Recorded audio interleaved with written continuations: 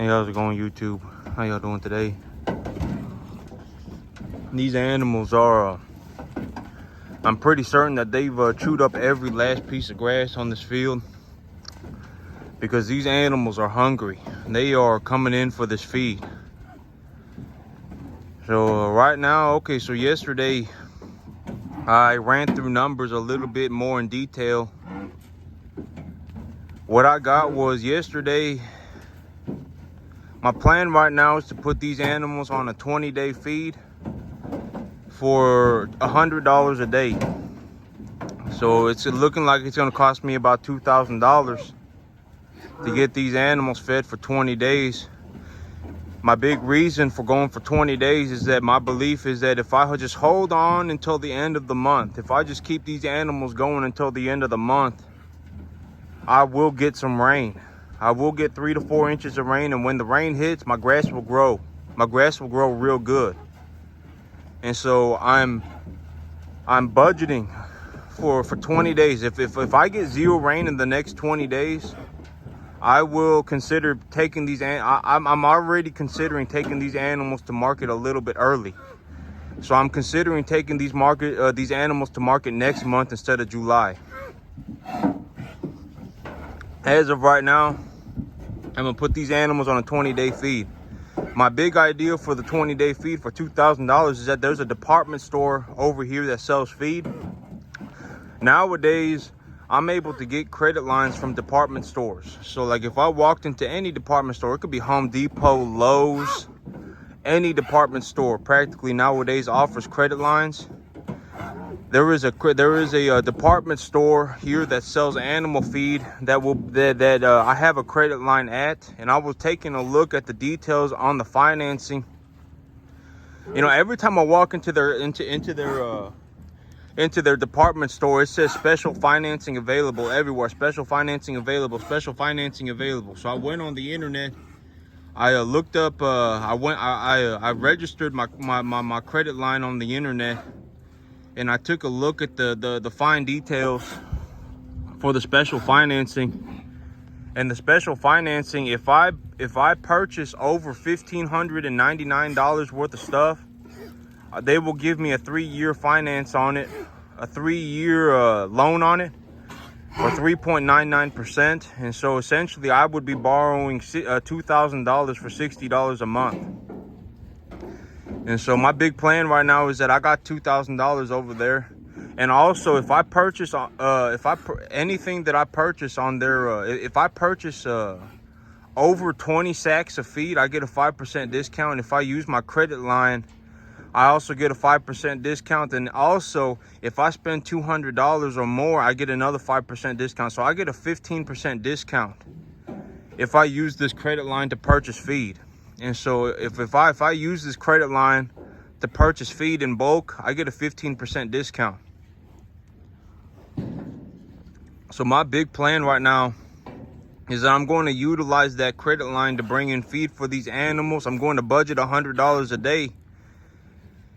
The feed's going to cost me $440 a ton. So these animals will be getting about 500 pounds of feed a day. These animals are hungry. They are coming in hard for this feed, but it's been dry here. It's been dry. I need water. I need rain. And so it's been dry here. So these animals are hungry. I got zero grass on this field. I got zero grass. They pretty much walking around on a dirt patch right now. And so I need to pick up their feed a bit more. And so that's what it's looking like I'm going to do in terms of feed. I'm going to utilize this credit line. I'm going to get a 15% discount, and I'm going to borrow $2,000 for $60 a month. And I'm going to put these animals on the feed. And when I run the numbers, okay, so for the $100 a month, if I put 2.75 pounds a day on these animals, if I feed them to their limit, if I feed them as much as they're willing to eat, they're going to put on about 2.75 pounds a day. And if they put on 2.75 pounds a day across 32 animals, the numbers ran out to be like they're going to put on like 2,025 pounds a month or something like that. Across my herd, I'm going to put on about 2,025 pounds a month. And if I calculate those pounds at $1.25 a pound, I'm going to make about $2,500. And it's going to cost me about $2,500 to put the feed into these animals. But here's the thing, is that if I spend the $2,500 on these animals now, next year when I file my taxes, I'll get about $800 back. You know, I'll get about $800 back in my tax returns. And so I'll actually net a positive about $800 right now if I put these animals on feed. And I would rather net positive money than lose money, because if I don't feed these animals correctly and they just walk around on a dirt patch, they're gonna lose weight. They will lose weight, and if they lose weight, I will lose money. And so that is what I came up with this morning. Oh man, I got these animals. I forgot to fill this water tank up yesterday, and they pushed it around trying to get some water. Let me get over here, and I gotta fill this back up. But yep, we can go take a look. I'm actually right when I get done with this, I'm gonna fertilize the field back here. I'm gonna put fertilizer on the field and just wait for it to rain. And I'm gonna re-drill the field too. I'm gonna start drilling the field. I'm gonna put a lot of seed on this field. But one thing that I figured out about pearl millet is that I would rather just plant Sudan grass than pearl millet. Give me 1 second. I gotta move this, and I got my coffee in my hand, so I gotta put my coffee in my mouth. But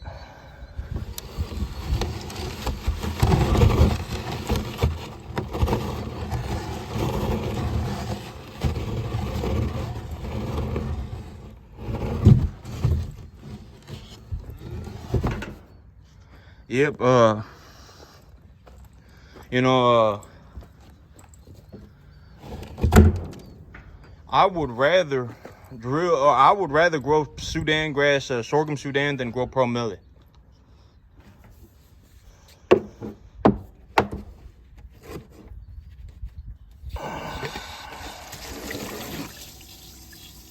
Yeah, I forgot to fill this up for them yesterday, and they drank all of it. But yep, pearl millet, I just gotta wait too long. Like if I gotta wait until May to plant pearl millet, it's just too long. You know, getting that 1 extra month of growth on that sorghum Sudan grass, it'll grow 3-4 feet in a month. And so I would rather just grow the sorghum Sudan grass and get a 1 month head start on it than drill pearl millet. That's my personal belief, at least here in Central Texas. I don't want to be growing pearl millet. That's one thing I found out the hard way. Here pretty soon, I'm gonna have a cross fence put up back there, and when I get that cross fence put up, I don't gotta worry about these animals chewing on the sorghum Sudan grass when it's too short. And you know, I was thinking about this spot right here, this patch right here. I may just drill a Bermuda grass into here and make it a permanent pasture. And so well, I'll have to see, because sorghum Sudan grass, one thing I found about the sorghum Sudan grass is that if the animals walk around on it, it really messes the grass up.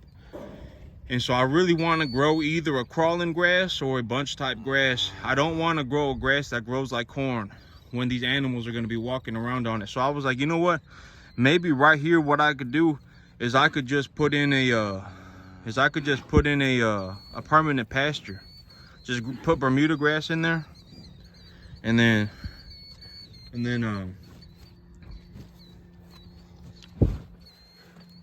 just leave it as Bermuda grass. I think these animals are still hungry.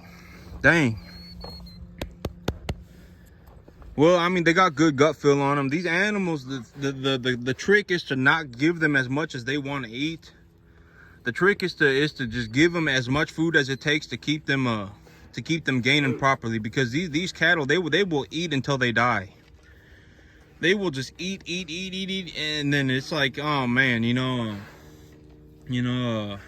at a certain point the feed becomes a diminishing, like this guy right here, he looks pretty good, He may be asking for more food, but I ain't gonna give him any more food. I mean, he looks perfectly fine the way he is. And so, yep, they're gonna get about 400 pounds of feed a day, and that's it. That's what I got budgeted, and that's what I believe is the right amount of feed.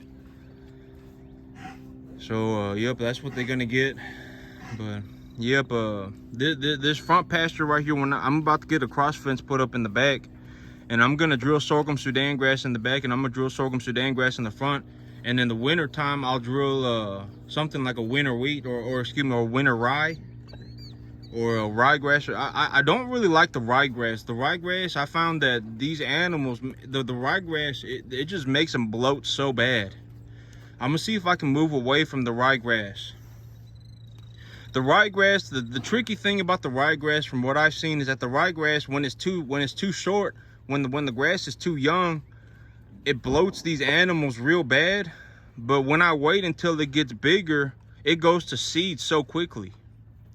And so it's kind of like if I was gonna, I'm looking for a grass with a delayed maturity. I would like a grass that goes to seed late, because that makes it easier for me it gives these animals a larger window of opportunity to eat a nutritious grass.